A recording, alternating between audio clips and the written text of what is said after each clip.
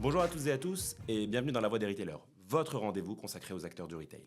Notre invitée aujourd'hui, Anne-Catherine Péchineau, PDG d'EasyCash, une société qui se présente comme le leader français de l'achat et revente de produits reconditionnés et d'occasion.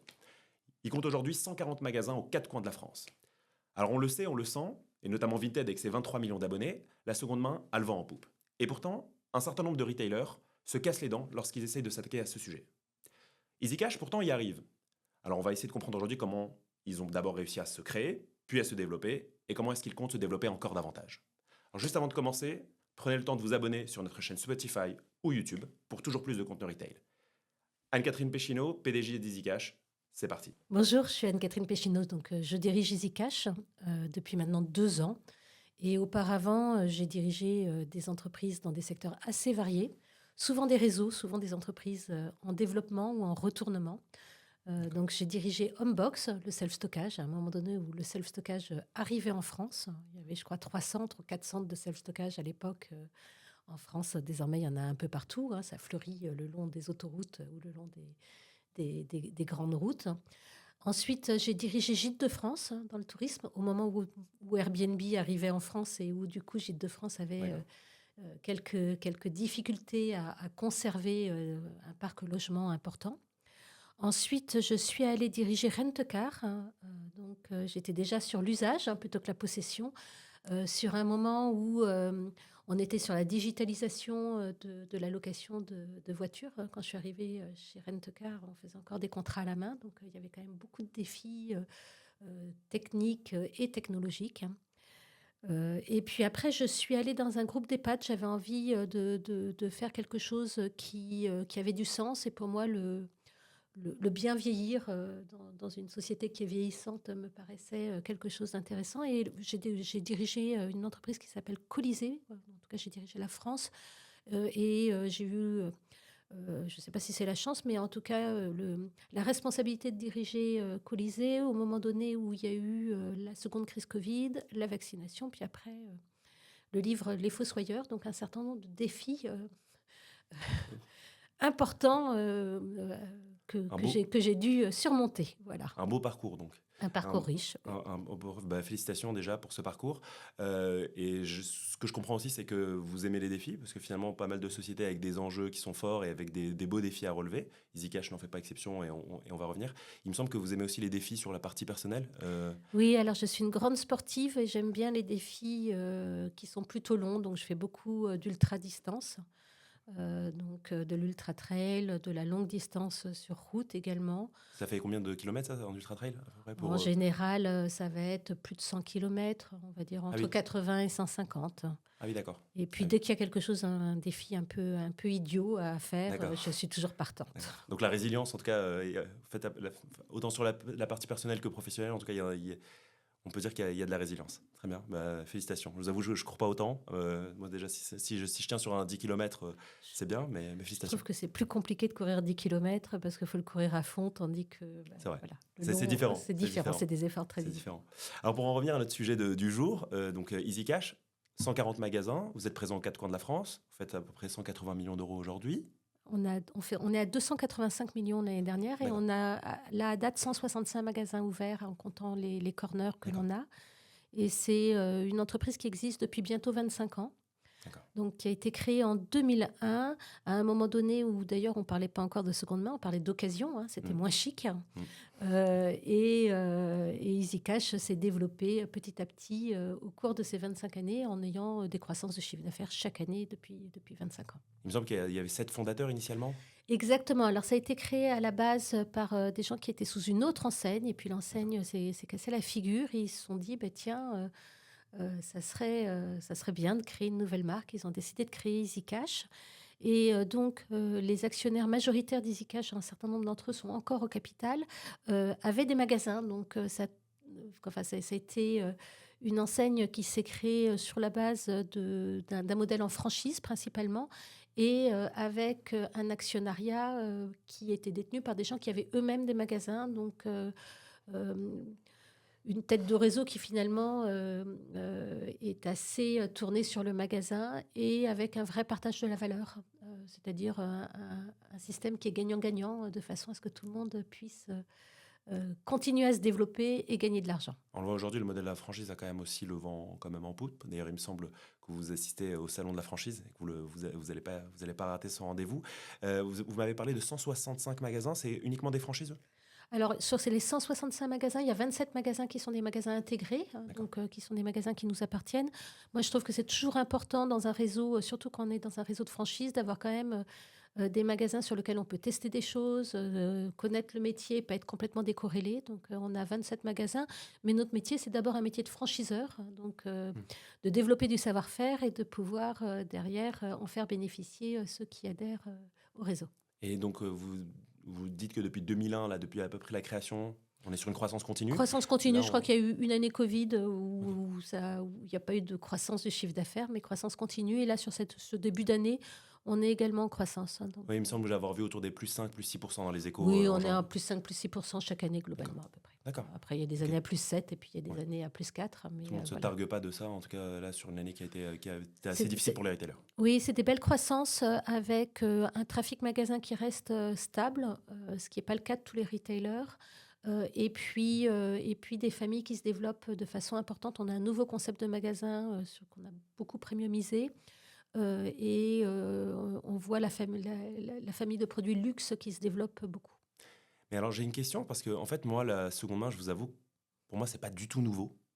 Alors et même 2001, ça me semble encore nouveau, hein. Je suis pas très vieux, mais 2001 ça me semble être hier. Alors finalement, en quoi Easy Cash a apporté quelque chose de si spécial, de si nouveau pour se démarquer, alors que finalement la seconde main, c'est à mon sens, enfin c'est simplement quelque chose qui a toujours existé, hein. Ça existe depuis la nuit des temps, la seconde main. La vraie différence du modèle d'EasyCash, c'est d'être un tiers de confiance, donc d'apporter de la garantie au client, Hmm. d'être sûr que le produit est fonctionnel, qu'il a été nettoyé, réparé, testé, si c'est un produit de luxe qui a un certificat d'authenticité, que c'est du vrai or, une vraie pierre, Hmm. que si c'est un produit, un téléphone que vous allez acheter, que vous êtes sûr de ne pas avoir les photos de la personne d'avant. Donc ça, c'est Hmm. extrêmement important. Et la seconde chose qui est importante, au-delà de la réassurance du client final, c'est le fait que quand vous vendez quelque chose, vous avez votre argent tout de suite et que c'est simple. Cash, d'où le cash de Easy D'où Cash. le cash de D'accord, EasyCash, ok. mais qui veut dire aussi la transparence D'accord. et Ok, pas donc vous ne vendez d'embrouillant. pas tout en fait. Alors, vous ne rachetez pas tout et vous ne revendez pas tout. Donc moi, il y a certains produits, si je vais chez Easy Cash, on me Alors, dira non. le choix qu'on a fait, c'est de se spécialiser. Il y a 25 ans, quand EasyCash a été Ok. créé, on était dans une logique beaucoup plus volumique, hein. On Hmm. vendait tout, des chiens en plate qui changent de couleur en fonction de la Ouais. météo, des poussettes pour enfants, etc. Et puis en 2013, l'enseigne a décidé de se concentrer sur des familles de produits, on va dire, plus techniques, donc sur 3 univers. L'univers high-tech avec la téléphonie, le gaming et puis les ordinateurs. La famille luxe avec la maroquinerie, les montres, les bijoux. Et puis les produits culturels avec le livre, les DVD, parce que les DVD se vendent Hmm. encore en France de façon assez D'accord. étonnante. Ok. Et puis la partie audio. Puis après, nos franchisés peuvent, s'ils le souhaitent, développer des familles de produits. Si par exemple ils sont fans de musique, s'ils veulent avoir un petit coin musique, c'est tout Il à peut y fait avoir un côté possible. un peu vintage presque dans le Il peut y avoir des positionnel. côtés vintage. Mais D'accord. le choix qui a été fait, c'est de se concentrer que sur certaines familles de produits. D'abord parce qu'on ne peut pas être spécialiste de tout. Et ensuite qu'il faut avoir une offre qui soit quand même claire. Mais sur ces familles de produits, en revanche, on rachète tout. Alors c'est intéressant parce que vous avez parlé de notion de tiers de confiance. Est-ce que vous pouvez nous... Parce que finalement, c'est vrai que moi, c'est un peu mon sujet. Aujourd'hui, si je me dis que je vais acheter un produit de seconde main, mon sujet, c'est la confiance. Mm. Et donc, il y a certains produits dans lesquels je vais avoir peut-être plus confiance que d'autres, hein. Aujourd'hui, acheter un casque de vélo, sachant qu'il y a une notion de sécurité, ça va être plus compliqué pour moi de l'acheter en seconde main. Mais donc, du coup, est-ce que vous pouvez revenir un peu sur cette notion de tiers de Alors, sur la confiance? notion de tiers de confiance, nous, on teste tous les produits, notamment tous les produits techniques. Alors, avec des logiciels de test, on les nettoie, hein. Souvent, quand on rachète une console, parfois il y a des miettes dedans, hein, où les manettes ne sont pas forcément toujours très propres. On les répare s'il y a besoin. Et surtout, on les garantit 2 ans. Donc, si D'accord. vous achetez un produit chez Ah oui. nous, si ça ne fonctionne pas, vous le ramenez et Ah oui. il est garanti. Donc, Alors ça, c'est une obligation légale de le garantir 2 ans ou pas? alors, Parce qu'il me l'obligation semble que... légale, il y a des garanties, il y a une garantie d'1 an qui est légale. Et après, sur la seconde D'accord. année, en toute logique, il faut montrer que Ok. Qu'enfin, la charge de la preuve s'inverse. Nous, chez EasyCash, on a décidé que Ok. pas de blabla, c'était 2 ans. Ok. Vous arrivez, vous avez un problème avec votre produit. On a le même produit en stock, on vous le remplace. On l'a pas, ben, on vous fait un prêt, le temps de le Ok. réparer. Ça, c'est extrêmement rassurant pour le Voilà. client finalement. Et on ne peut pas le réparer, parfois ça peut arriver. Hmm. Ben, dans ces cas-là, on vous rembourse. D'accord. Tout C'est quand simplement. même extrêmement rassurant pour le client. Alors, du coup, ok, vous êtes tiers de confiance, mais vous n'êtes pas les seuls à jouer ce rôle de tiers de confiance. Et puis, il y a des entreprises, je ne vais pas forcément les citer ici, mais qui arrivent quand même moins. On a entendu quand même beaucoup d'entreprises qui, dans l'économie circulaire et dans la seconde main aujourd'hui, se portent mal. Pourquoi est-ce que EasyCash, c'est une croissance qui se poursuit et pour d'autres, bah, c'est Alors, une histoire qui se termine un peu moins bien? oui, parce que nous, on a plusieurs fondamentaux. Première fondamentale qu'on a, c'est qu'on a vraiment des emplacements qui sont premium. Quand on fait du retail, il faut avoir des bons emplacements. Donc, notre choix est d'être toujours sur des axes passants. Donc, quand on est dans des bars retail, on ne va pas sur des emplacements numéro 1 bis ou numéro 2. On ne se met pas derrière la barre, Hmm. on se met devant. Donc ça, c'est le premier choix que l'on a. La seconde choix que l'on a, donc on a des loyers plus élevés parfois que d'autres. D'accord. Seconde chose, on est une boîte de retail, mais on est également une boîte de data. Donc on a des outils très puissants qui nous permettent de pouvoir déterminer quels sont les bons prix, de pouvoir prédire les prix, d'avoir des gammes références, donc de pouvoir industrialiser un métier qui est finalement chaque produit est unique, donc Ouais. c'est beaucoup plus compliqué à faire que de l'économie linéaire. Donc ça, c'est la deuxième chose. Troisième chose, on forme beaucoup nos équipes. Et puis, quatrième, nous, on va chercher du volume. C'est-à-dire D'accord. que on a des loyers plus importants, on a plus de salariés, mais on fait beaucoup plus de chiffre d'affaires que d'autres acteurs. Et on ne va pas forcément chercher du taux de marge pour du taux de marge. Enfin, D'accord. moi, ça ne m'intéresse pas forcément de faire... alors, si, comme tout le monde, j'aimerais faire 90% de taux de marge, mais dans la vraie vie, je préfère vendre beaucoup de produits avec des marges plus faibles, mais d'avoir des rotations importantes de mes stocks, de façon à pouvoir avoir un ratio de marge sur stock qui est le plus élevé possible. Donc en fait, vous voulez finalement plus le démocratiser, la seconde main, plus qu'aller Exactement, chercher une exactement. rentabilité à court terme. De toute façon, alors oui, c'est quand même important d'avoir de la rentabilité, mais ce qui est important surtout, c'est de faire tourner son stock, parce que Hmm. dans la seconde main, la vraie difficulté, c'est d'acheter. Si vous achetez pas, vous n'avez pas de produit. Tout à fait. Donc, pour acheter, comme vous payez cash, ben, il faut avoir de la trésorerie. Donc, pour avoir de la trésorerie, il faut que vos produits ils aient des rotations qui sont rapides. Donc, c'est tout ça qui est important. Et pour pouvoir le faire, vous avez besoin d'avoir des datas pour avoir le bon prix d'achat et le bon prix de vente.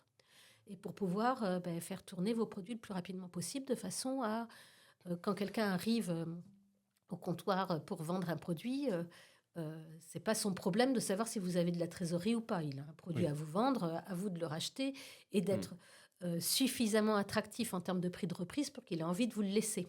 Donc, vous avez besoin d'avoir quand même beaucoup de data et surtout d'être capable de pouvoir faire partir les produits assez rapidement et donc d'avoir des taux de rotation de produits qui sont importants. Et c'est par vos magasins que vous récupérez enfin vos corners que vous On, récupérez f- essentiellement les produits on ou... fait 80% de nos achats au comptoir. Nous, D'accord. c'est d'ailleurs un des succès de EasyCash. C'est-à-dire que si vous appliquez les systèmes de l'économie linéaire à l'économie circulaire, vous rajoutez des coûts logistiques. C'est-à-dire que si D'accord. les produits, vous les achetez à un endroit, vous les mettez dans un entrepôt, vous les testez dans cet entrepôt-là, vous les rebougez, etc., ben forcément, vous avez des coûts plus importants. Tout à fait. Alors, certains acteurs le font parfois avec succès, mais ça peut fonctionner que sur des produits qui ont finalement des prix unitaires assez élevés. Hmm. Sur des produits à plus petit prix unitaire, vous mangez toute votre marge. Nous, le choix qu'on a fait, c'est de racheter en local. Donc, quand vous allez D'accord. dans un magasin, en gros, 80, voire parfois 90% des produits qui sont dans le magasin ont été achetés dans le même magasin. D'accord, mais alors quand je vais sur le site internet, que je trouve là une BD de Gaston Lagaffe, là, par exemple, le stock, il est où? Dans le magasin. D'accord. Nous, on fait Et donc si il est dans le magasin de Lille et que moi je suis à Perpignan, vous pouvez vous le faire expédier. d'accord. C'est nos magasins qui expédient. D'accord. Et les frais de livraison, ils sont pour le client, ils sont Ça dépend si c'est une pépite. Enfin, je veux dire, si c'est le tome, je ne sais trop combien, que vous cherchez depuis longtemps, Ouais. souvent vous allez être accepté. Et Oui, sinon, oui, les frais de livraison, il n'y a pas d'intérêt. Il vaut mieux que vous alliez dans la boutique à côté de chez vous. oui, Sur notre site oui, internet, c'est vrai. globalement, on fait beaucoup de gaming et beaucoup de collections où les gens vont chercher Ok. un article en En particulier. particulier. Et c'est intéressant parce que là, du coup, on parle de l'aspect omnicanal que Oui, vous avez, mais Vinted, par exemple, sont pour le coup pure player. oui. Vous en pensez quoi? Est-ce que vous pensez qu'il y a un bon modèle? Est-ce que c'est parce que vous ne vendez pas la même chose? Bah, c'est des modèles qui sont différents puisque sur Vinted, c'est quand même principalement du vêtement. Alors le vêtement, c'est beaucoup, beaucoup développé en Mm. seconde main, en grande partie d'ailleurs sous l'impulsion de sites ou d'applications comme Vinted. Ça fonctionne très bien. C'est un autre fonctionnement parce que sur Vinted, il y a, vous négociez, vous demandez des C'est informations. plus Voilà. communautaire, hein, non? C'est, Enfin, communautaire peut-être pas, mais c'est- social. oui, Enfin, c'est du C2C, quoi. mm, c'est ça. Vinted sert de plateforme, ça fonctionne très très bien. Nous, on ne vend pas de vêtements dans nos magasins parce que pour pouvoir bien fonctionner sur une famille de produits, il faut avoir une gamme qui est large. Mm, C'est-à-dire que si je décide de bien sûr. vendre des chaussures, par exemple, et que je n'ai que 2 paires de chaussures, même si elles sont magnifiques, qu'elles sont très bon marché, que c'est une très bonne affaire, bah, la cliente qui va arriver en magasin ne va pas se couper les doigts de pied pour rentrer dans une paire si c'est pas la bonne. Et donc, il faut vraiment avoir des profondeurs de gamme qui sont importantes, ce qui fait que sur le vêtement, c'est quand même beaucoup plus compliqué D'avoir une profondeur de d'avoir gamme, une d'accord. profondeur de gamme qui soit bien. Et sur les produits que vous vendez aujourd'hui, sur les familles que vous avez données, high-tech, culture, est-ce qu'il y en a une sur laquelle c'est plus difficile? Parce que, alors, je prends l'exemple, hier, j'étais sur le site d'EasyCash et je cherchais un livre de Joël Dicker. Oui. Voilà. Et je n'ai pas trouvé de livre de Joël Dicker. Et c'est vrai que ça peut paraître un peu déceptif, peut-être pour le client. Alors sur la partie livre, on en a, enfin, sur les profondeurs de gamme, on a des gammes références sur toutes les familles de produits. On va dire typiquement en téléphonie dans un magasin, vous avez en général au moins une centaine de téléphones qui sont exposés, donc avec une gamme référence, avec toutes les couleurs, les différentes Mm. capacités, etc. Sur la partie bijouterie, ben là, chaque produit étant unique, voilà, ça Mm. dépend du magasin et de ce qui Sûr. arrive. Sur la partie jeux vidéo, luxe, enfin jeux vidéo, gaming, là aussi, c'est assez facile d'avoir les gammes. Sur la partie livres, on a plus ou moins, enfin c'est très volumique, il faut avoir de la place, il faut avoir des mètres 33 pour pouvoir le mettre. Donc on a certains magasins où il y en a beaucoup, d'autres où il y en a Mm. moins. La plupart des magasins rachètent plutôt des livres qui ont moins de 5 ans, donc on n'a D'accord. pas forcément tous les livres qui sont présents et nos franchisés peuvent faire le choix ou pas de mettre le produit sur le site web. D'accord. C'est-à-dire que quand le produit arrive Ok. au comptoir, il est normalement systématiquement publié sur le site web. Parfois, le franchisé peut décider qu'il ne va pas le faire. Typiquement sur le livre, bah, il peut se dire le prix unitaire du produit est trop faible, ça va être trop long pour moi D'accord. d'aller fouiller D'accord. dans mes rayons pour pouvoir le trouver, je ne vais pas le mettre. Donc ça, c'est une première option. Seconde option qui peut arriver, c'est quand on est sur des familles qui sont pénuriques. Je vais prendre un exemple. PS5 au moment de Noël, il n'y en a plus beaucoup. Mm. Et donc là, le commerçant peut dire, je préfère ne pas les publier sur le web parce que je réserve mes 2-3 consoles que j'ai aux clients physiques qui ont pris la peine de se déplacer. Donc, clients locaux, d'accord. Et est-ce que sur les catégories, je ne sais pas si vous avez le droit de m'en parler ou l'envie de m'en parler, mais vous avez des catégories qui fonctionnent beaucoup plus que d'autres? Parce que vous parlez des téléphones.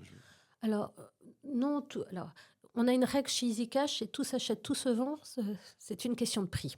Donc, Ok. voilà, c'est une règle de base. Après, il y a des périodes dans l'année où certaines familles de produits fonctionnent mieux que d'autres. D'accord. Typiquement, les consoles, la partie gaming, ben, c'est plutôt au moment de Noël et avant les vacances d'été, Mhm. parce que Les enfants ont le temps de jouer, ils doivent avoir voilà, le droit. Il n'y a exactement. pas Alors, école. donc, c'est Il y a pas plutôt les école, choses donc, portables ok. pour les voyages en voiture avant l'été, et puis Ok. plutôt les consoles de salon pour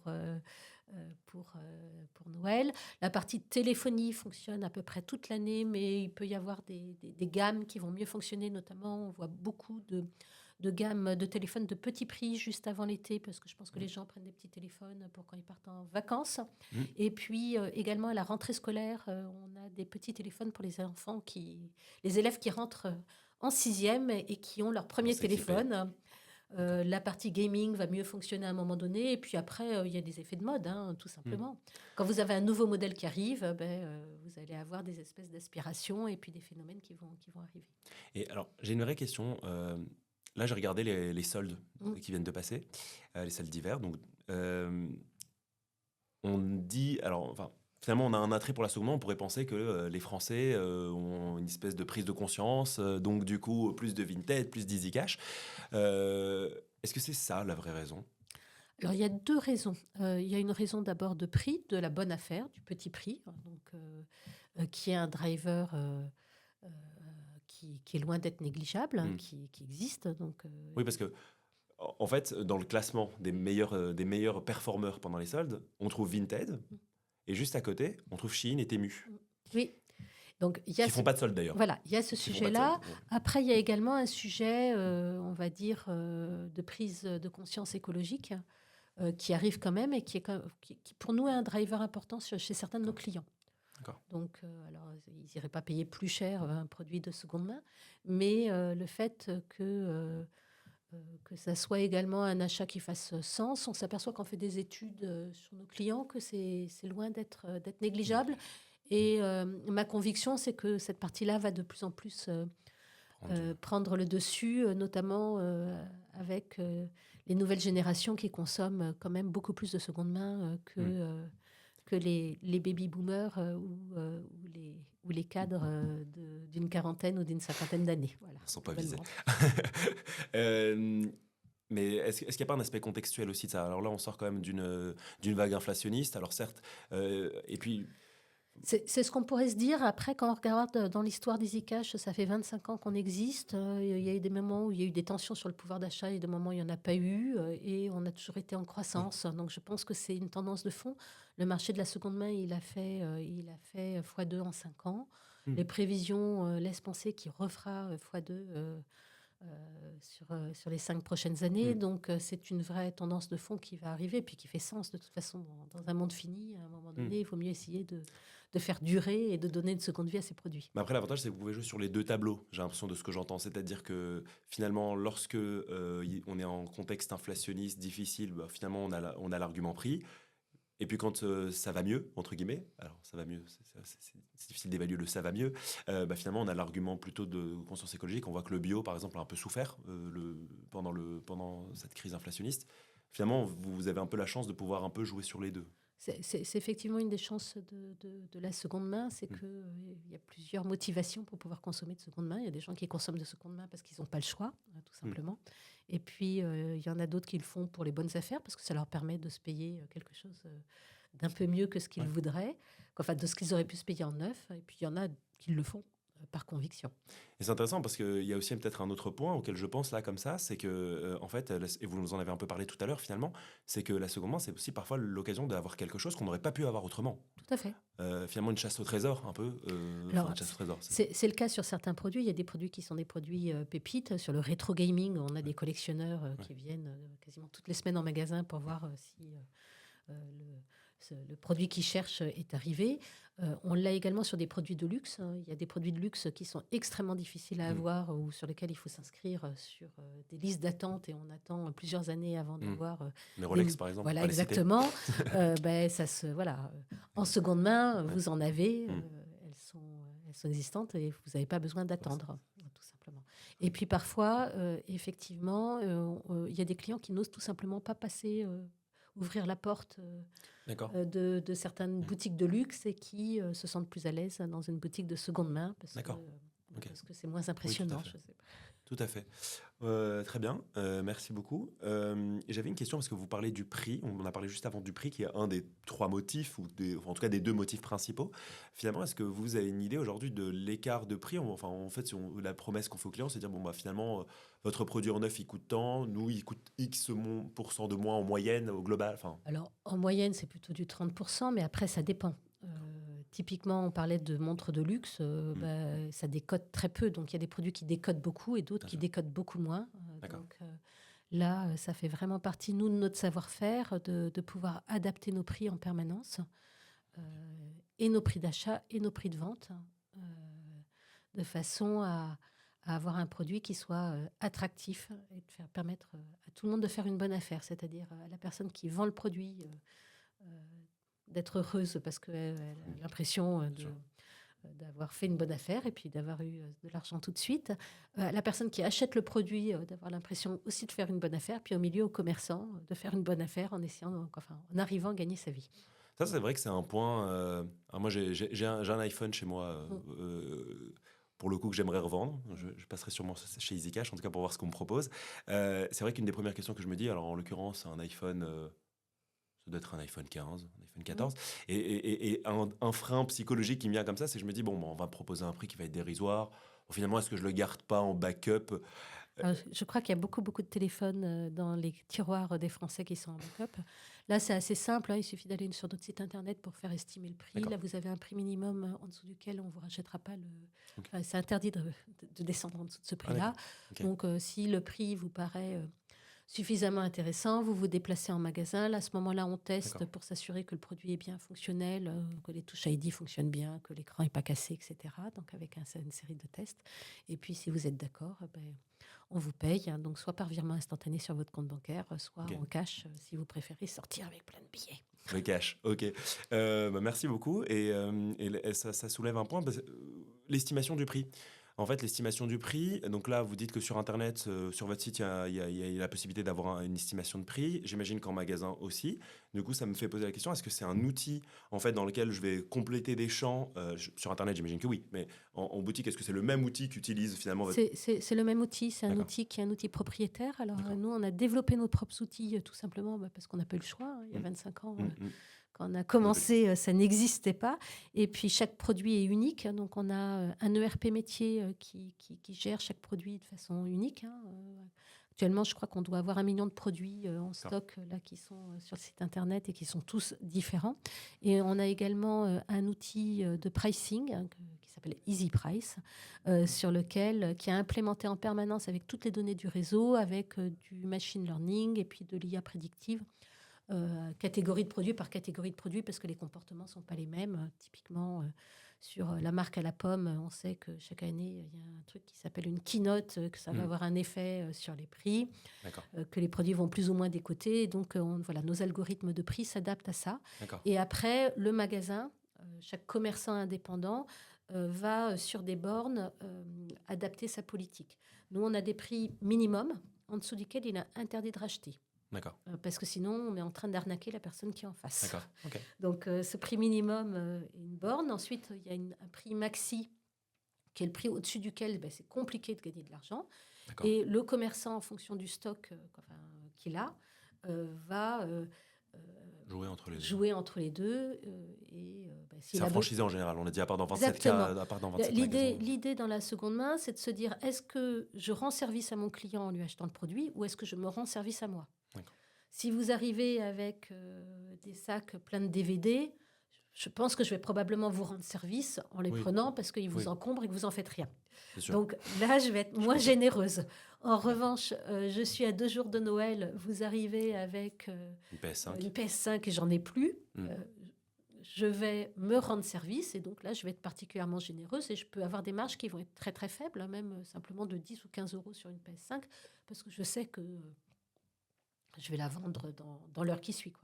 D'accord. Je vais aller pour le coup tester sur mon téléphone après ce podcast.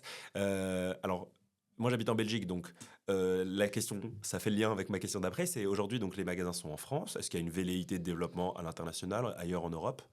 Alors, pour l'instant, notre souhait, on a 165 magasins en France. On veut continuer là sur l'année à mailler le territoire français. On pense qu'il y a la possibilité de pouvoir aller dans d'autres pays frontaliers. Et c'est vrai que, par exemple, la Belgique où vous habitez fait partie des endroits qu'on regarde. Néanmoins, pour un retailer français, souvent, passer la frontière est souvent plus compliqué que ce que l'on peut imaginer parce que les modes de consommation peuvent bouger, les législations peuvent bouger. Mm. Et donc, si on le fait, on veut bien le faire et on Bien veut que sûr. ça soit un succès. Oui, c'est vrai que même en termes de paiement, etc., il y a des Il y spécificités. a plein de spécificités. Voilà. D'accord. Et donc ça, en termes de développement, ça va continuer avec des franchisés, pour l'instant essentiellement sur le territoire français.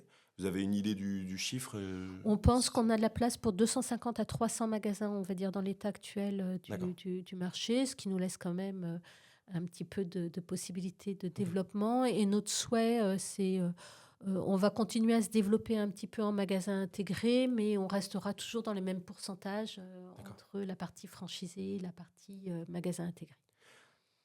Ça me fait penser à quelque chose et c'est une question d'un de nos auditeurs, nos futurs auditeurs. C'était une question par rapport. Alors aujourd'hui, les magasins EasyCash, ce sont des magasins ou ce sont des corners qui vont être installés dans d'autres magasins. J'entends exemple Carrefour.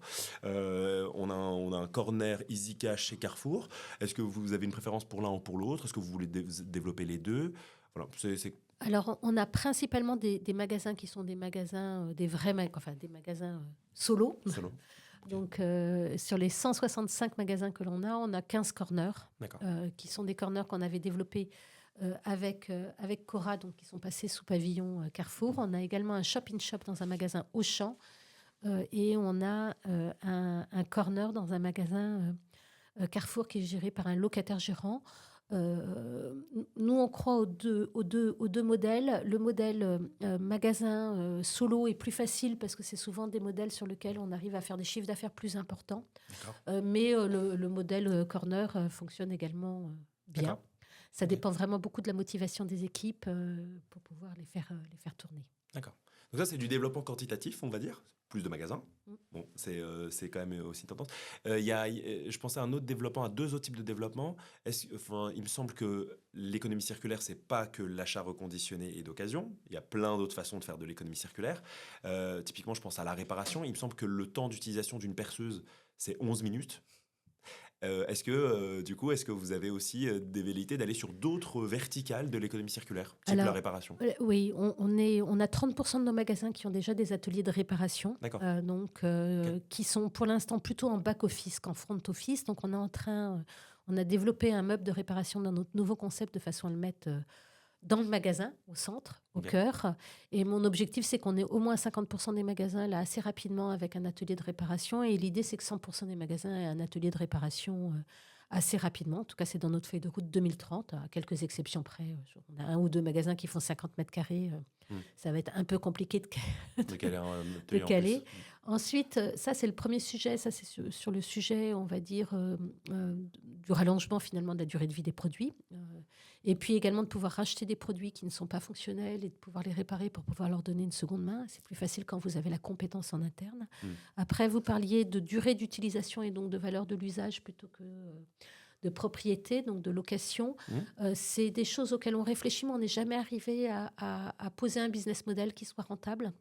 Pas de location pour le moment. Pour l'instant, on n'en fait pas, mais chaque année, on réouvre le dossier pour voir s'il n'y a pas un besoin. On est en train de regarder des sujets d'abonnement également, parce qu'on s'est aperçu que finalement, certains clients sur certaines familles de produits reviennent très très souvent, parce que ce sont des énormes lecteurs. Et donc, en fait, on prendrait le livre, on le redéposerait comme dans une bibliothèque. Exactement, ou en gaming, il y a peut-être des choses à faire. C'est des choses qu'on est en train de regarder, mais sur lesquelles on n'est pas encore prêt. Ça, c'est intéressant, parce qu'en plus, finalement, si je suis abonné et que je passe tous les mois pour chercher un nouveau livre et en déposer un autre, il y a de fortes chances que je vienne pour ça, mais que je ne fasse pas que ça et que potentiellement j'achète quelque chose parce que j'ai vu un super CD vintage. Exactement. D'accord. Ça permet de faire revenir les clients et de faire du trafic. Et quand on est commerçant, en général, on aime bien quand il y a du trafic. Bien sûr. Bien sûr. J'ai une autre question concernant les familles de produits que vous aimeriez introduire en plus. Est-ce qu'aujourd'hui, donc, il y a ces familles de produits-là, est-ce que vous réfléchissez à aller sur d'autres familles en plus? Alors, on est souvent un peu le reflet de ce qui se passe, enfin, des lancements dans le neuf. Donc, on voit là depuis quelques années des objets connectés qui arrivent de plus en plus en magasin. Donc, c'est des choses qu'on ne faisait pas du tout il y a quelques années. Là, on est plutôt actuellement sur notre nouveau concept de magasin à augmenter la part du luxe qui était un peu atrophiée, qui maintenant devient beaucoup plus importante. Donc, c'est un enjeu pour nous parce qu'on sait que sur la seconde main de luxe, il y a des vraies progressions avec des produits qui ont des valeurs résiduelles assez importantes. Et ça se décote assez peu. Si vous avez, je ne suis pas sûre que vous ayez plein de sacs à main de luxe chez vous. Non, mais si votre épouse en a, en général, ça ne se décote pas. Ça se décote très, très peu. Donc, c'est vraiment des produits sur lesquels ça fait sens. Donc, on est plutôt là-dessus. Après, on est toujours à l'écoute. Et c'est l'avantage aussi d'avoir un réseau avec des franchisés. C'est que il y a quand même des parts de liberté qui sont laissées aux Mm. franchisés. Il y en a certains qui testent des choses, et puis quand il y a des choses qui marchent, c'est importé dans Et tout le réseau. il me semble qu'en plus, le prix de certains sacs de luxe augmente au fur et à mesure Oui, du temps. Donc, ça veut dire exactement. que finalement, c'est Exactement. c'est même un avantage. Et est-ce qu'il y a un produit, est-ce que vous avez déjà eu des anecdotes de produits un peu loufoques qui vous ont été déposés, en tout cas que les gens ont tenté de vous Alors, déposer? on est désormais sur quelque chose de beaucoup plus normé, Mm. mais Ok. puisqu'on a quand même des familles de produits, enfin, on vend plus de chiens en plâtre qui changent de couleur en fonction de la météo, on fait vraiment des choses Mais dans l'histoire des Zcash, Ouais. oui, je crois qu'on a vendu des parachutes, des D'accord. Ah, ok. scaphandriers, Mais un parachute d'occasion. Oui, oui, D'accord. alors je crois que c'était un Je instructeur qui préfère. voulait acheter pour D'accord. expliquer à ses élèves Ah oui. comment plier les voiles. Mais on vendait de tout à un Ouais. moment donné. On était quand même au démarrage d'EasyCash dans une logique extrêmement volumique, Mm. où les magasins étaient énormes, il y avait plein de choses ça débordait, plus il y avait de Mm. volume, plus on était content. Et à ce moment-là, les logiques étaient plutôt des logiques de défense du pouvoir d'achat. Et dès le démarrage d'EasyCash, une vraie volonté de redonner, parce qu'à ce moment-là, on parlait d'occasion. À l'occasion, c'est l'être de noblesse, et de se dire que c'était pas parce que c'était d'occasion que c'était moins bien, Mm. et d'éviter la paupérisation. Donc, d'ailleurs, quand on voit les photos d'il y a 25 ans, nous, nos vendeurs étaient avec une cravate, une merveilleuse chemise en Vichy, parce qu'on voulait donner l'impression qu'enfin, voilà, qu'on prenait soin des clients, et que c'est pas parce que c'était de l'occasion que c'était pas bien. Très bien. Euh, alors, Anne-Catherine, on a demandé à nos abonnés LinkedIn de nous poser des questions en amont de l'intervention. On en a deux que je voulais partager avec vous. Donc, la première, c'est comment EasyCash compte-t-il se différencier face à la montée en puissance des plateformes en ligne de seconde main comme Vinted, Back Market ou Le Bon Coin? La vraie différence chez EasyCash, c'est le magasin physique. Alors moi, je crois beaucoup à l'omnicanalité. Je pense qu'il y a certains produits sur lesquels les clients sont rassurés d'aller voir le produit, Mm. de pouvoir le toucher. Et ça fait la vraie différence. Quand j'achète un sac à main, on parlait de sac à main tout à l'heure, je préfère le voir. Comme Mm. ça, je sais qu'il n'y a pas de problème. J'aime bien quand il y a un certificat d'authenticité également, être sûr que c'est un vrai. Pareil sur un téléphone. Souvent, ça rassure beaucoup de nos clients de voir le produit. Et puis de se dire que s'ils ont un problème, le commerçant, il est juste à côté, qu'il y a une garantie de 2 ans. Donc ça fait vraiment partie des éléments de différenciation. Après, le marché progresse, donc je Mm. pense qu'il y a de la place pour tout le monde, et que le vrai enjeu, c'est que les expériences de seconde main soient des expériences réussies, peu importe où est-ce qu'elles ont lieu, de façon à ce Bénéficiaire. que les Français soient convaincus que c'est un bon mode de consommation. Une deuxième question de nos auditeurs concerne l'impact et surtout comment EasyCash s'est adapté à l'essor soudain des plateformes de vente entre particuliers. Par exemple, Vinted a explosé durant les confinements et cela, d'après l'abonné en tout cas, assèche forcément les dépôts en magasin. Écoutez, non. Alors d'abord parce que nous, on n'est pas sur le vêtement. Donc, comme on ne fait pas de vêtements, il n'y a pas particulièrement de soucis. Et non, ça assèche pas les dépôts en magasin. En réalité, acheter, c'est un vrai métier, et ça fait partie du savoir-faire d'EasyCash. Nous faisons des formations. D'accord. Nous formons nos acheteurs pour pouvoir acheter. Donc, on ne subit pas les achats. D'accord. On fait ce qu'on appelle de l'appel de stock. Si on a besoin d'un produit, on va essayer de faire en sorte qu'il rentre. Donc, ça passe soit par des affiches en magasin, mais on peut également envoyer des SMS à des clients qui auraient acheté le produit 2 ans. Par exemple, sur de la téléphonie, on sait que un Français conserve son téléphone pendant 2 ans en moyenne. D'accord. Donc voilà, on peut renvoyer des SMS, faire de l'emailing pour essayer de récupérer des produits D'accord. pour pouvoir en avoir à la vente s'il nous manque. Et alors du coup, comme vous êtes omnicanaux, une question qui me vient, c'est finalement, est-ce que vous avez des produits qui fonctionnent mieux sur Internet, ou peut-être le client a moins le besoin de toucher, de voir, et d'autres qui fonctionnent mieux en magasin? Alors sur Internet, c'est téléphonie et puis gaming qui fonctionne très bien. Et puis également un petit peu les mangas, les choses comme ça. Vous voyez, avoir la collection Ouais. entière des mangas, Ouais. vous voulez Dragon Ball Z, vous êtes sûr de pouvoir le trouver partout. Parce qu'on Parce transversalise les stocks de tous les exactement. magasins. Et la partie luxe fonctionne forcément un peu mieux en magasin, parce que vous avez... D'abord, c'est quand même plus de l'achat d'impulsion. On ne se lève pas le matin en se disant il me faut absolument une bague d'un carat, sinon je vais mourir. Mm. Donc forcément, c'est en le voyant en vitrine Non, d'un c'est sûr. magasin, en le regardant, Sûr. que ça fonctionne mieux. Donc la partie luxe fonctionne mieux, effectivement, en D'accord. magasin. Alors, j'ai une dernière question avant de passer à notre seconde partie, et je rebondis sur le sujet que vous venez d'évoquer par rapport à la formation. Finalement, il y a un certain nombre de retailers qui veulent se lancer dans la seconde main, qui veulent développer leurs propres activités, avec potentiellement des familles de produits qui sont très différentes de celles que vous proposez d'ailleurs. Est-ce que finalement tout ce savoir-faire que vous avez accumulé depuis 2000 ans, de formation, d'outils, de problématiques, d'organisation, de maillage, d'omnicanalité, est-ce que c'est quelque chose que EasyCash veut développer comme ligne d'activité pour aider justement des retailers? C'est quelque chose qu'on développe effectivement comme une activité, sur la partie formation, D'accord.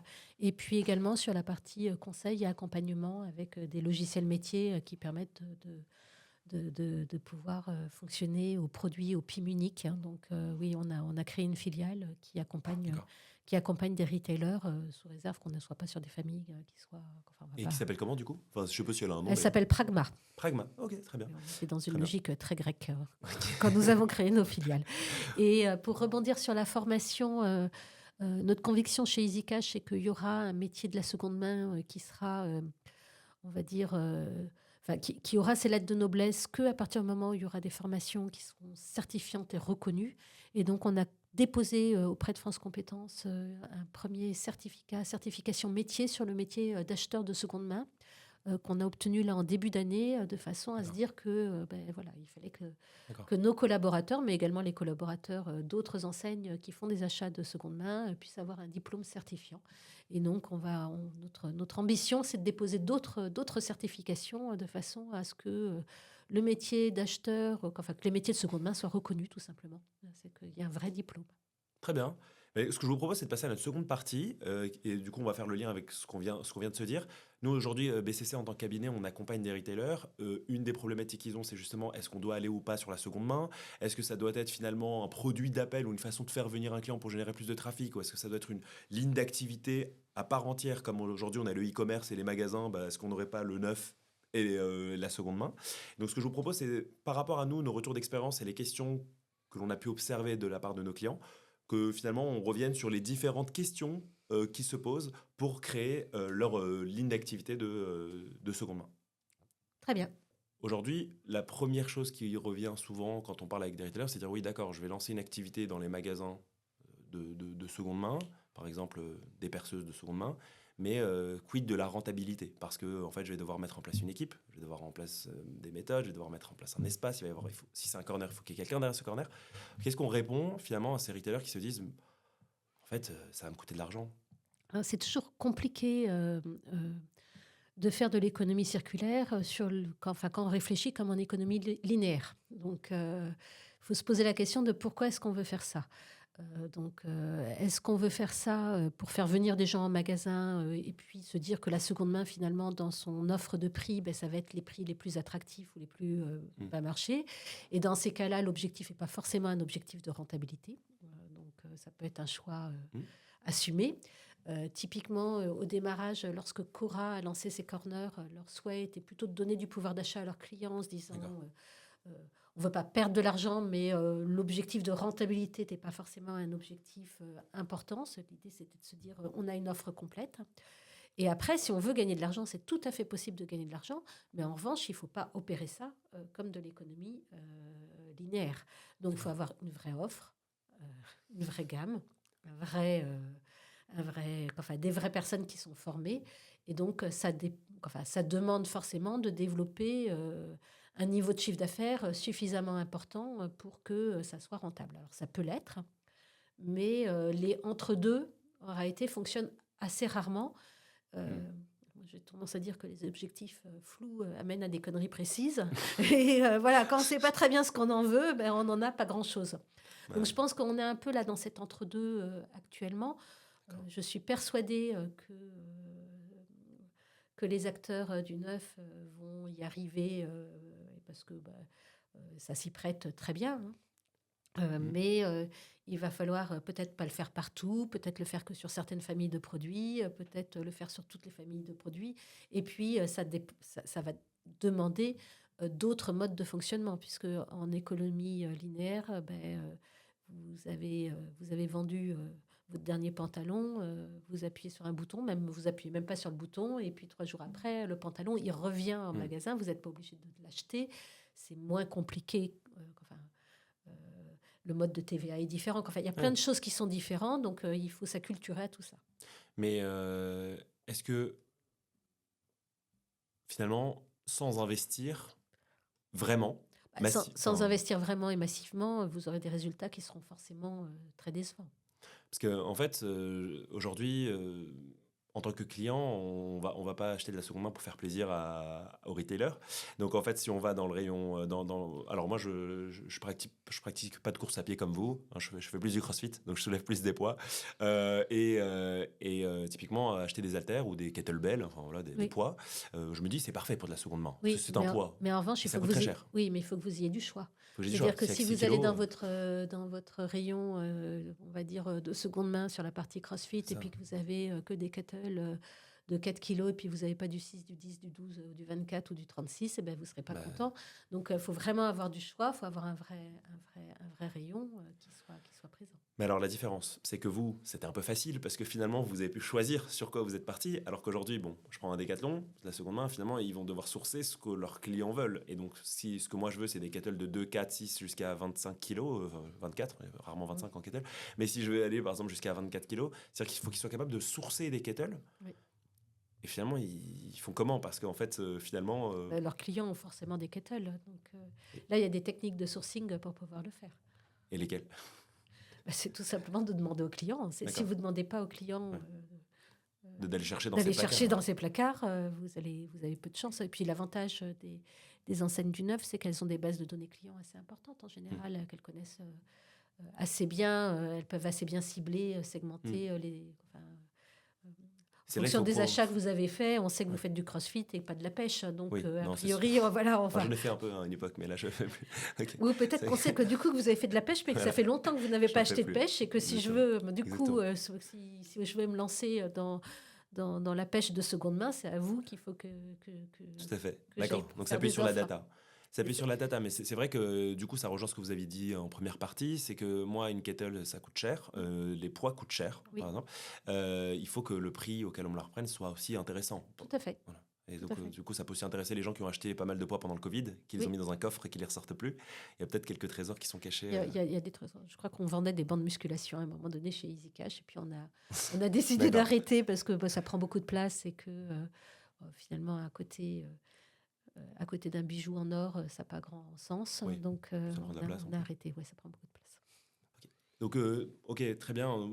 On va récupérer des produits chez nos clients. La question, c'est lesquels récupérer. Aujourd'hui, ça, c'est aussi une question que peuvent se poser, je pense, les retailers, c'est de se dire, finalement, est-ce que je propose de la seconde main sur tous mes produits? Et finalement, c'est quelles sont les grilles de lecture qui permettent à un retailer de choisir quels sont les produits que je vais proposer en seconde main et ceux que je ne vais pas proposer en seconde main. Alors, là aussi, tout s'achète, tout se vend. Ça dépend du prix. Il y a plutôt un intérêt d'aller acheter soit des produits proposer soit des produits qui ont des durées d'utilisation relativement courtes. Mhm.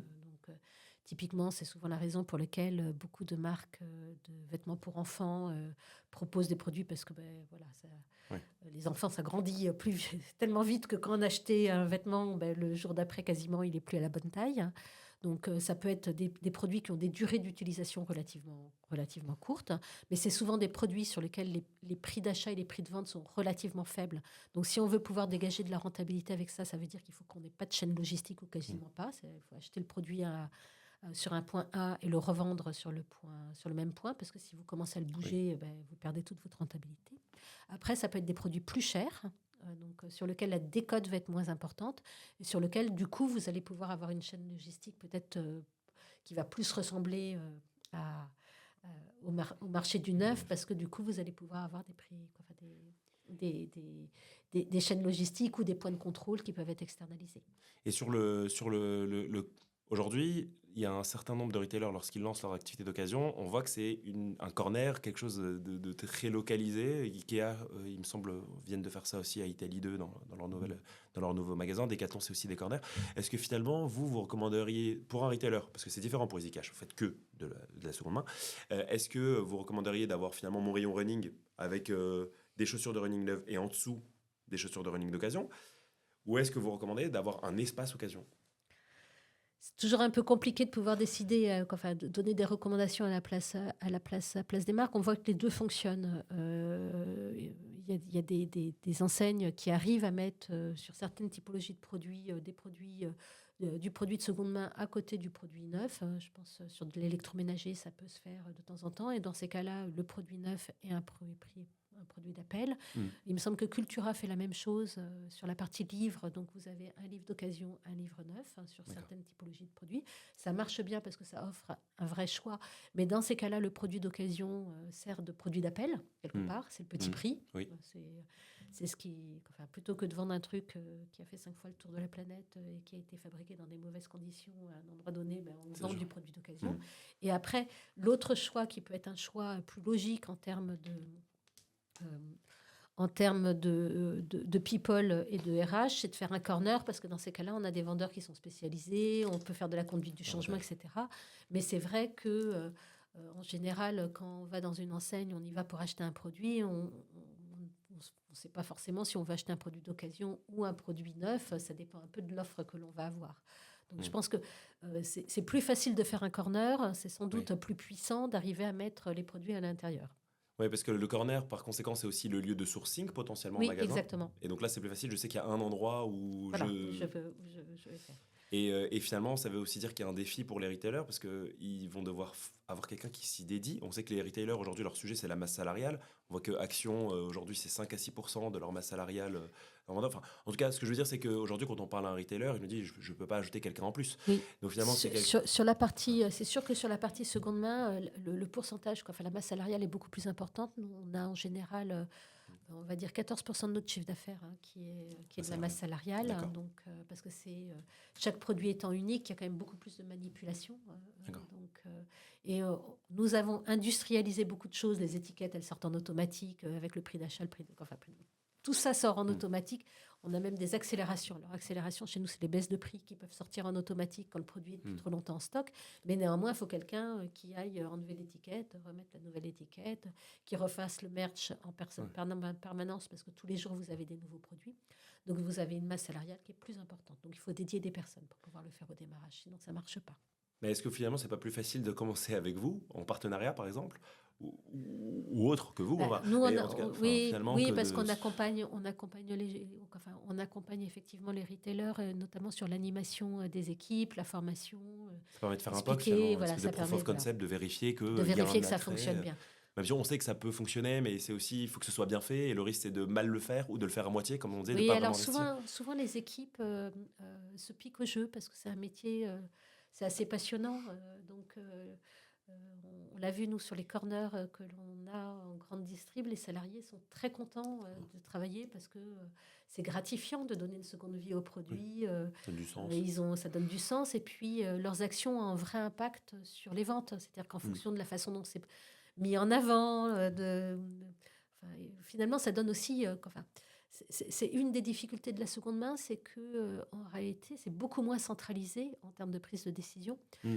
que, Plus artisanal, finalement. oui, Chaque beaucoup produit plus est unique. et donc, vous donnez beaucoup plus de pouvoir à votre collaborateur, qui est en magasin, parce que c'est lui qui va, mettre le prix, décider des choses enfin, Mais alors, si on passe pas par vous, ça veut dire que, admettons, le retailer veut le faire tout seul, il va Ouais, falloir former. il va faire le son former. expérience, il va former, il va avoir des data scientists qui vont fixer les prix, et il va y arriver, hein. Très bien. Et une autre difficulté, alors là, comme ça, qui me vient, c'est que, bon, il y a des retailers, il y a des grandes surfaces alimentaires comme Carrefour, il y a des grandes surfaces spécialisées comme Decathlon ou King Jouet. Euh, Finalement, est-ce que le plus difficile, initialement, c'est pas de faire comprendre à un client qui aujourd'hui, quand il va chez Carrefour, il va pas pour acheter de l'occasion, c'est de lui faire comprendre qu'il peut aussi acheter de l'occasion. Et de la même façon, finalement, quand on va chez Decathlon ou chez Kiabi, initialement, on n'y va pas pour acheter de l'occasion. C'est pas des endroits où on va acheter de l'occasion. Quand on veut faire de l'occasion, finalement, est-ce qu'on va pas Brocante? Est-ce qu'on va pas sur Vinted? Est-ce qu'on va pas chez EasyCash? Et est-ce que finalement, ils vont réussir? C'est le fait d'être confronté, quoi, enfin, de voir l'offre qui permet, de déclencher, enfin, de changer de mode de consommation, de déclencher un acte d'achat qui va être différent.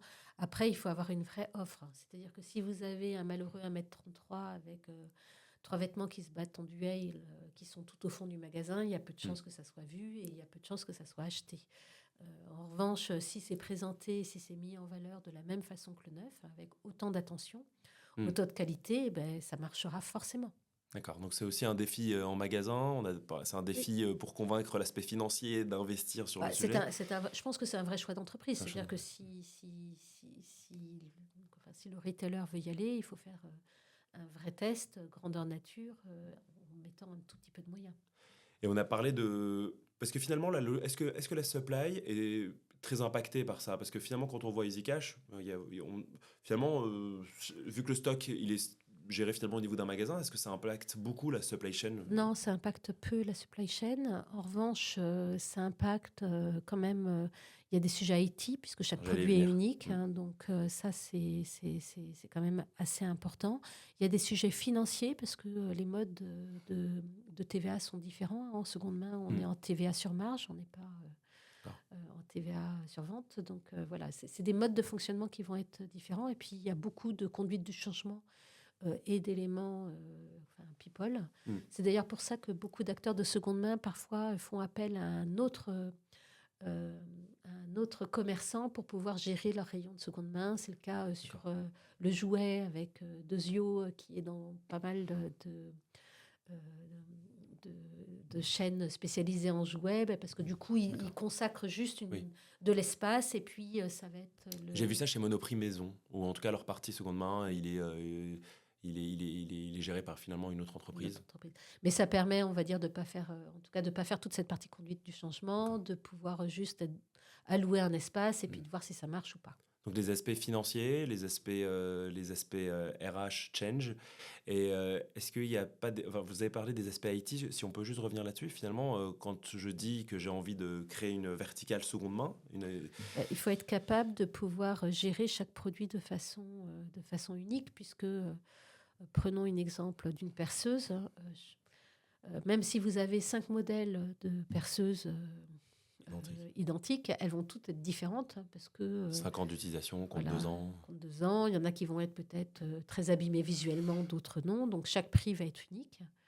Donc vous avez en gros un PIM unique. Donc, nous, on a un logiciel qui nous permet de gérer chaque produit de façon unique. Chaque produit est unique et on a un point de stock par produit.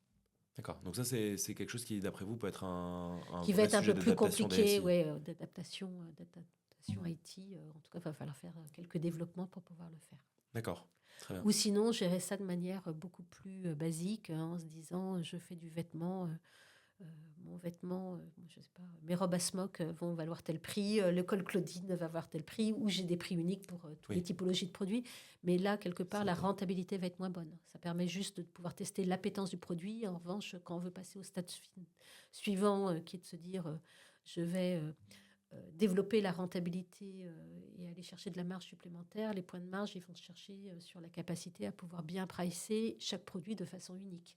D'accord. Parce que si je vends tous mes costumes au même prix, on va prendre l'exemple de costume, il y a plus de chances que les costumes de marque partent plus vite que les costumes de marque moins intéressantes. Ou que la couleur d'été parte en été et que je la retrouve en stock, que je ne l'ai pas au stock au bon moment. Donc c'est aussi très important de pouvoir gérer chaque produit de façon unique, de façon à pouvoir soit accélérer les ventes, soit au contraire freiner les ventes quand on n'a plus suffisamment de stock. Nous, c'est des choses que l'on fait en permanence. Du coup, ça fait quand même un certain nombre de défis. Alors certes, comme en course à pied, parfois c'est long, mais il faut être résilient et il faut savoir ne pas perdre son objectif de vue. Mais est-ce que finalement tous les retailers doivent le faire? Parce que finalement, on entend que tout le monde veut le faire. Maison du Monde, Ikea, Brico Dépôt qui avait des idées, Leroy Merlin, finalement tout le monde veut le faire. Est-ce que c'est bien de suivre ça dans une logique de mode ou est-ce que finalement il y en a qui ne devraient pas dire bon, on va pas y aller? On va dire, dans un monde aux ressources finies, de toute façon, à un moment donné, passer sur la valeur, on va dire, de l'usage plutôt que sur la valeur de la possession, a un intérêt. Est-ce que ça passe par le développement de la seconde main ou par des changements d'usage de type location? Là, les questions peuvent se poser par les retailers. Est-ce que tous les retailers ont intérêt à y aller? Peut-être pas maintenant. C'est-à-dire qu'il faut y aller, faut y aller de la bonne façon. C'est-à-dire y aller pour y aller, simplement pour cocher la case, ça n'a pas d'intérêt. Dans ces cas-là, autant prendre un rayon et puis essayer de trouver quelqu'un qui soit capable de vous l'animer. Et puis voilà.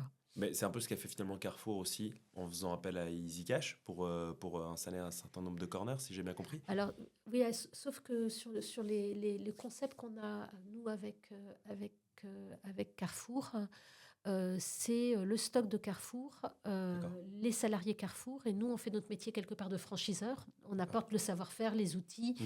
et puis on fait de l'animation particulièrement soutenue pour pouvoir aider la conduite du changement. Typiquement, on a un corner chez Auchan qui est un shop-in-shop. Donc là, il nous loue un espace dans D'accord. lequel on fait un métier de seconde main. Donc les deux peuvent être possibles.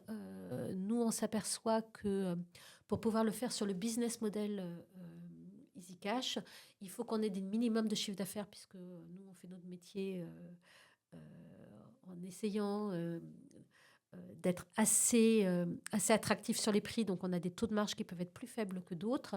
Et on a beaucoup de masse salariale. Donc, ça veut dire qu'il faut qu'on aille chercher un chiffre d'affaires moyen quand même suffisamment important pour que ça puisse marcher. Et donc, il faut qu'on ait des emplacements dans ces cas-là dans le supermarché qui soient quand même suffisamment attractifs. On ne peut pas y aller si on est en bout de... D'accord. et pas visible. Là où il y a le trafic finalement. Exactement. Et parce que justement, on a une question d'un de nos abonnés encore LinkedIn qui nous demande si vous prévoyez d'élargir finalement et de poursuivre sur cette démarche d'ouverture. On est en discussion avec Carrefour. Et au-delà de Carrefour d'ailleurs même. Oui, au-delà de Carrefour. Nous, notre souhait, c'est de développer EasyCash et de continuer à développer EasyCash. Sur le modèle tel que je le fais, moi, mon chiffre d'affaires moyen par magasin, il est supérieur à 2 millions. D'accord. Donc, je ne sais pas, moi, dans le fonctionnement que j'ai... Faire plus. Non, je peux faire plus. J'ai Oui. des magasins qui font 4 millions, 4 millions 5 de chiffre d'affaires et qui ont des très belles rentabilités. Mais je ne sais pas faire un petit magasin qui va faire 300 000 ou 400 000 euros de chiffre d'affaires.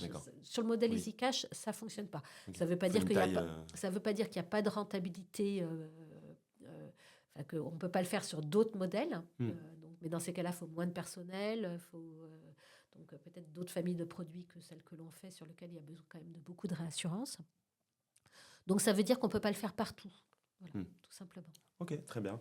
Alors Anne-Catherine, il y a aussi une question que se posent les retailers, c'est finalement sur quel modèle de distribution je propose des produits. Est-ce que c'est du dépôt-vente? Est-ce que c'est de la distribution directe? Est-ce que là-dessus, tu as des précos, des avantages? Nous, on a la conviction que pour pouvoir sourcer les produits, le client, il va être payé directement.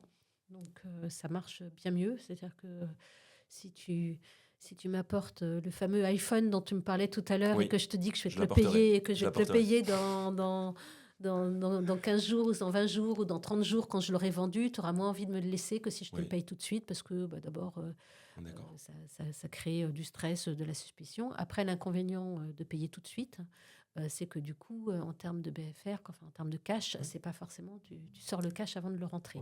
Donc là, il faut avoir des certitudes, et donc il faut avoir de la data.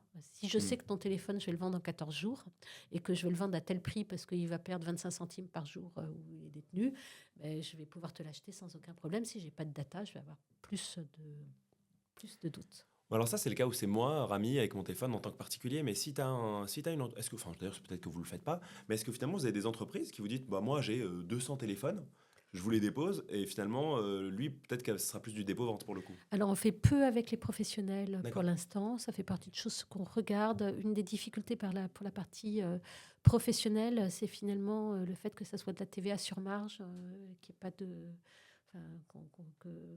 que tout soit TTC finalement, puisqu'on rachète, qui pose souvent plus de soucis.